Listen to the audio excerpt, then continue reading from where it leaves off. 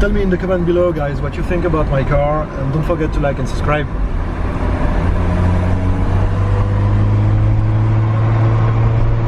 Fisherman's nightmare. What's going on, guys, and welcome to Turbos and Talks, and welcome to the beautiful French Alps.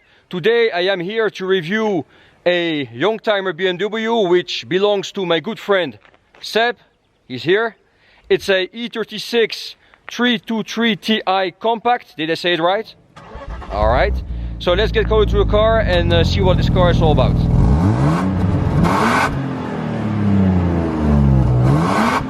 So I wanted, there was a checklist. I wanted a small hatchback GTI for the practicity of it, because you can load a fridge in the back. I wanted it to be rear-wheel drive.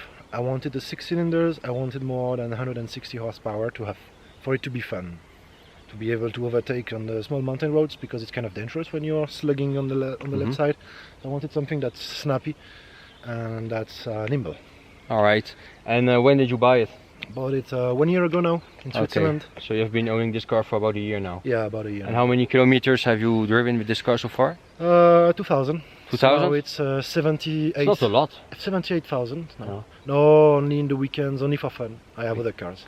Because I just bought a Audi S3. I've driven over 1,400 kilometers already. So 200 kilometers is like nothing to me. This is a toy. This is a toy. Yeah. Nice color.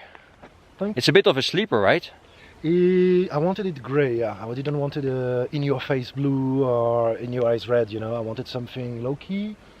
Same thing for the rims. I wanted something that's discreet, because I live in a small village, and I wouldn't like everyone knowing that, oh, that's guy car, because you can hear me from far away. You know, I'm driving like a maniac each time I take it. So yeah, I wanted something low-key, but that's still able to kick some ass. Sounds good. Interesting. What about the engine? What does it feature?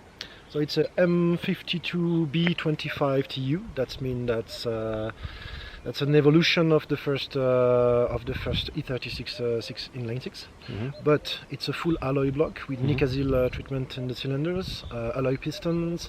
It has a VTEC.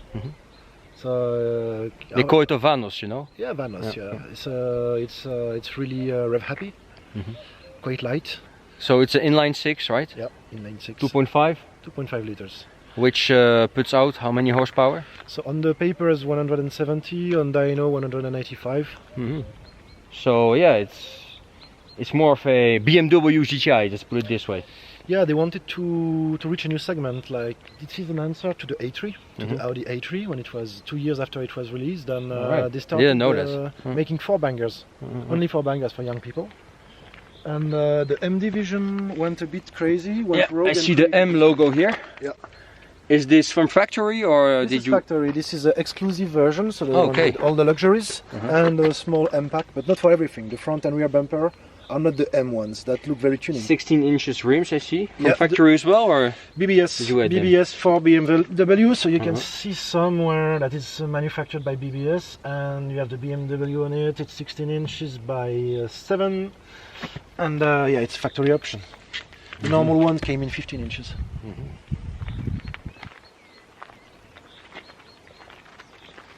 So this car is obviously based on the E36. In fact, it is a E36. The front, at least. The front, at least. Tell me about the rear. What it is all about. They've cut it. They wanted to make a coupe and a city coupe to start with, and then after they came up with the sporty version, but that was kind of an accident. It is the rear drivetrain of E30 M3. E30 M3 rear drivetrain. So the rear drivetrain is way less perfection, way less refined than the front, which makes it quite snappy. Love this dual exhaust. Sounds very good, by the way. Fully stock. It's full stock, huh? Full stock. And have you haven't done any mods to it so far? Just the seats. Just the seats. The seats are in stock. No. Okay. The original seats are back breaking. They were the foams were dead, so I put some 2018 M2 seats in them. It's really the upgrade you need. I see the M logo here. Yeah, they fit in. very well, but they are way more comfortable. Yeah, to fit the car very well. Yeah. What happened to your door panel? So that's what you need to be aware when you buy an E36, is that the windows are going to fall in the doors at one point, because it's mechanical, it's like scissors, and it gets unhooked and the windows fall. So this one is actually currently falling, you cannot open it, and this one is under maintenance. So funny point, there's a lot of things that are recycled on this car, and the door panels are made of recycled wood. So when you remove them, you have all the recycled wood. Recycled wood Sounds very crappy for a BMW. Recycled plastic as well. Okay. Yeah. Especially for a BMW, it sounds very crappy. No, recycled wood. Yeah, recycled wood in the BMW. They are meant to be premium cars, but yeah, but they are fine. They do the job. They do the job. Huh? Yeah, they don't crack. The dashboards don't crack, the panels don't crack. You just need to be aware when you remove them not to pull the attached. Seats are very comfortable, by the way. At first sight, I thought they were stock. That's exactly the point, because the MOT is very restrictive here. You can see the rear as well. You don't fit two big adults. It's in mint condition, though. Eh? It's in mint condition. One owner. Apart from the door panel there, of course. Yeah, it was a woman that owned it firsthand. It was the wife of the BMW concession owner. So it was driven very calmly. Very carefully, right? Yes. And the maintenance was made by the BMW mechanics all along for 76,000 kilometers. Does it have AC? Yes, it has AC. AC, ABS, traction control, extended airbags, extended leather, and that's pretty much all. Oh yeah, power windows. And power windows, of course, yeah. So no mechanical mods so far. What about an LSD, about the limited slip differential? Because we just drove to this, obviously we came from the city to this beautiful place. Look around, guys, how stunning this place is. Now I understand why so many foreigners come to the French Alps. Anyway, let's get back to the car. So yeah, you definitely need a LSD, a limited slip differential. Yes, but not at first. I'm lucky to have one with ESP and traction control. They are not all equipped with this from factory, and especially if you have one that is without it, I would strongly suggest you try it for 6 first months without an LSD, and then after you upgrade when you have it under control, when it's dialed in. Because if not, when you're accelerating to insert on the highway, it could just flip 180 degrees. On the highway even? Yeah, just inserting on the highway. You go one gear less and it just flips. It could do that. So you better get used to the car beforehand. Yes. Before trying to drive it very hard on such roads, twisty roads. And you need good tires, grippy tires. And good tires. Yeah. These are very good tires, by the way. Michelin Pilot Sport. In the front and in the rear. Yep. I'm not even sure you can get better tires than this. For this especially, because they are maybe they are not the most sticky, but they will tell you 20% before they just snap out of the turn that it's going to happen, that it's happening. That they will prevent you from going too far. Yeah, and when it's happening, you actually get some grip while drifting. So and then after you're fucked. But that's very good on cars like this, because it's very short, it's very snappy. You have some body movement. You have the power is instant because there's no turbo, so it can get very snappy. You could see it when we were driving earlier, and you need some tires that let you know what's going to happen. And the suspensions don't go too stiff. If you go very stiff, it's not going to let you know what's going to happen. And that on this car, it's a dead sentence. Straight to the bin. All right. Let's go for a drive and see how it drives.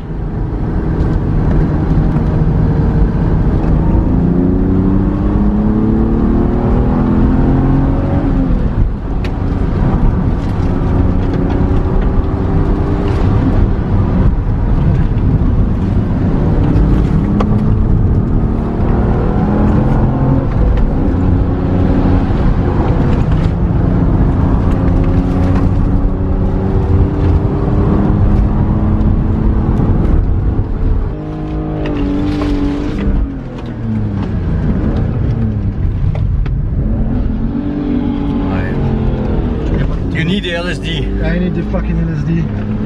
For sure.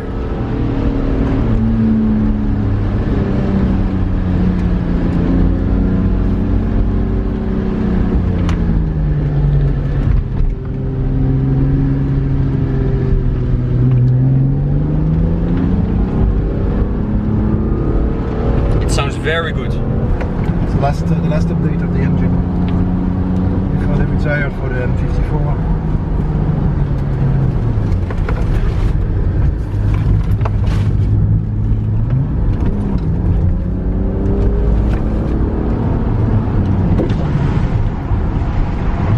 Listen, guys.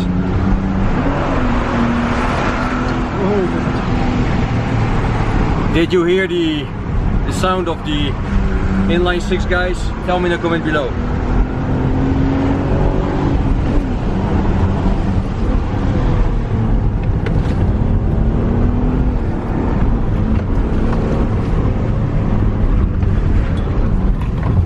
Woohoo! Bit of oversteer. A little bit.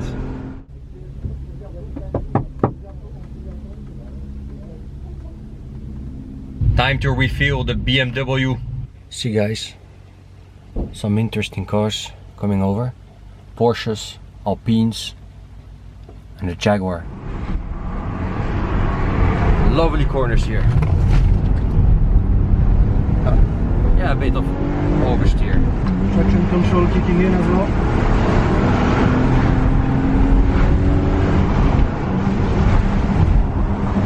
A lot of holes in the road, you see. Be careful to not damage your rims. So the thing is that I left the rims in 16 inches. Okay. Are these the stock rims? Yeah, stock rims. It's an option, factory option. The BBS steel type 32. So without the option, you get 15 17. inches. Yeah, normally you get 15, 16 on sport models, and up down to 14 on diesels. On this one, the 17 would be legal because it's a sport version, but I prefer the 16 here because the roads are so shit. So I prefer a very rigid tire like a Michelin Pilot Sport 4. It's quite rigid. You know, the carcass is really, it's very, very. You don't want this car to be too stiff. It's a perfect road to have a blast with your cars. If you're coming to the French Alps, you should check out this place. See how she engages the front drivetrain?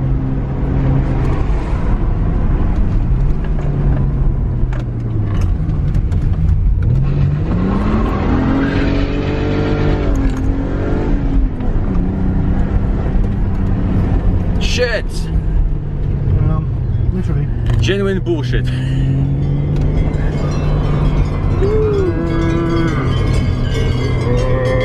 You got plenty of these in the UK, guys. If you're from the UK, smash that like button and share around.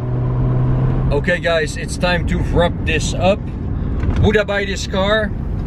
Honestly, it depends. With a limited slip differential and a direct steering rack, maybe. But other than that, I don't know. There is something missing to this car. There is, I don't know. It's almost there, but I don't know. Could we say it's a good base? It's a good base. It could be a fun car, but as it is now, not my cup of tea. What do you reckon? You're the owner of this car. Are you about to sell this car or will you keep it? I am about to sell it, but no, because I need the money. I would keep it. I would upgrade the two missing things that are the LSD and the steering rack. I think it's a real driver's car that provides a lot of fun and a lot of sensations with a very limited cost of maintenance, a lot of reliability, low insurance. It's very sane. I love the way it handles. I love the feedback. I love the comfort. It has a lot of feedback qualities. is good. Yeah. I just drove it. It has so many qualities because it's such a unique model. But like you say, it misses the cherry on the cream. It misses the drifty, happy part. There are two upgrades you have to make to this car if you want it to be a real driver's car. It's an LSD and a quick or a direct steering rack. Yes. But other than that, yeah, it's a good basis indeed. So you've heard it, guys. This car is for sale. If you want to buy it, just get in touch with me and. Just one thing, if someone wants to buy it from me, just note, like, it's not a drift machine, it's not a missile. This one is 78,000 kilometers, second owner, including me. It's probably the cleanest in Europe, I'd say. and I'm not bullshitting. That's why I bought this one. It's a Swiss origin. Yeah, it's from a BMW concession owner. So voilà. It's not just anyone. It's for someone that wants to preserve it and to cherish it, because it's a future collector. I'm convinced of that. And yeah, so if you're interested in it. And how much would it cost to get an LSD and a direct steering rack? 2,000. 2,000. Yeah, both of them. Okay. So now you know, guys. If you want this to be a great driver's car, just spend 2,000 euros on top of the selling price, and you will have a genuine rear-wheel drive GTI. That's all for today. Smash the like button. Don't forget to subscribe if you haven't yet. Tell me in the comment below what you think about this car. Would you get yourself a 323 Ti compact? And yeah, that's all. We're out. Have a good one. Talk to you soon.